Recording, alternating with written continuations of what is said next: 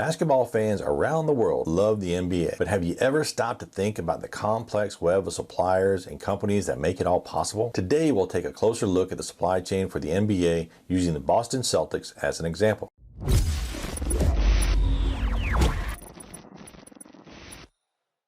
The Boston Celtics are one of the most storied franchises in the NBA, with a history dating back to 1946. They play their home games in the TD Garden, which is located in the heart of Boston. But what goes into making sure that everything runs smoothly on game day? Before we do that, please take a moment to subscribe and click the bell to be notified of future videos. First, let's talk about what a supply chain is. Supply chain is a system of people, organizations, activities, information, and resources involved in moving a product or service from supplier to customer. Now let's apply this concept to the Celtics. The Celtics is like a product, and there are many people and organizations involved in getting that product ready for game day. Consider the player's uniform. These are made by Nike, one of the NBA's official sponsors. Nike has factories all over the world, but the Celtics uniforms are made at their factory in Ho Chi Minh City, Vietnam. From there, they are shipped to the United States, where they are distributed to the team. But it's not just the uniforms that need to be taken care of. The TD Garden needs to be cleaned and maintained, and the food and beverages sold at the arena need to be sourced and prepared. This is where Aramark comes in. Aramark is a Philadelphia-based company that provides food, facilities, and uniform services to businesses and institutions around the world. For the Celtics, Aramark provides everything from hot dogs and beer to cleaning services for the arena. And what about the basketballs themselves? These are made by Spalding, another official sponsor of the NBA. Spalding's basketballs are manufactured at their factory in Dongguan, China, before being shipped to the United States for distribution. But what happens if something goes wrong? In 2020, the COVID-19 pandemic disrupted supply chains around the world,